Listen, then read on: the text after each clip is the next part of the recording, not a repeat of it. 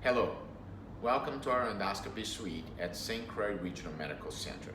My name is Dr. Claudio Nunes. I am the Medical Director of Surgical Specialties and the Chair of Surgical Services. This is a short video to discuss the possible risks associated with endoscopy procedures. You will be signing an informed consent form acknowledging that these risks were discussed with you, but it does not mean that any of these possible risks are likely to happen. You will also be able to discuss these in person with your provider before you sign this form and before your procedure. Endoscopies are very safe procedures, and the chance of having a serious complication averages at about 2 in 1,000 procedures. Most of these complications occur if polyps are removed.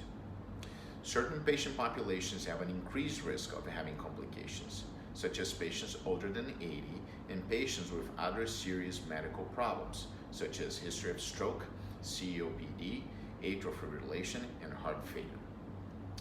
Here are the most common potential complications.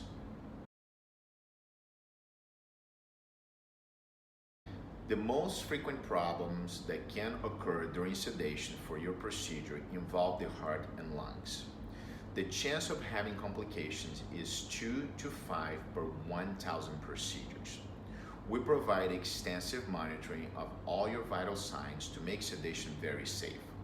We also review each patient carefully to identify patients with potentially higher risk and use additional personnel, such as anesthetists and extra nurses, to make your procedure even safer.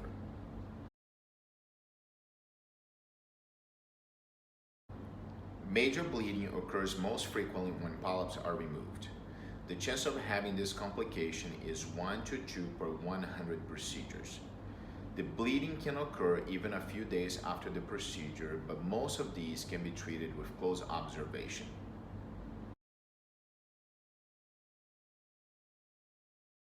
Making a hole or tear in the wall of the intestine is called a perforation.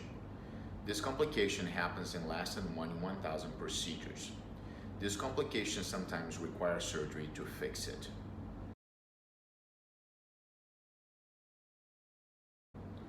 Postpolypectomy syndrome is caused by cauterization of a polyp.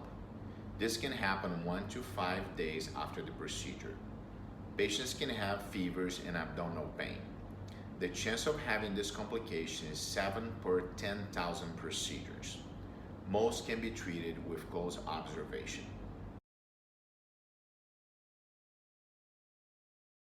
Missed polyps and other lesions can occur in up to 25% of the cases, depending on the size of the lesion.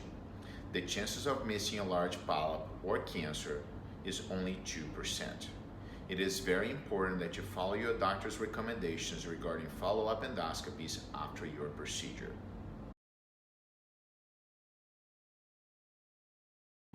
This complication is only pertinent for patients undergoing a colonoscopy. The cecum is the first portion of the large intestine. The scope is inserted from the anus to the cecum, and the exam of the colon starts at that point, examining the colon as we pull the scope back. Failure to advance the scope to the cecum can happen in up to 5 to 10% of the cases. Usually, if there is a problem reaching the beginning of the colon, we will obtain a CT colonography on the same day of your colonoscopy to look at the area that could not be evaluated. These are the most frequent potential complications associated with endoscopies. These events are rare, and our team will do the best to take great care of you. Please make sure to ask any questions and discuss any concerns with the physician who will be doing your procedure. On behalf of myself, Dr. Jeanne Johnson, Dr. Marisa Spencer, Dr. Joe Tees, and all the surgical and endoscopy team, I would like to thank you for choosing St. Croix Regional Medical Center for your care.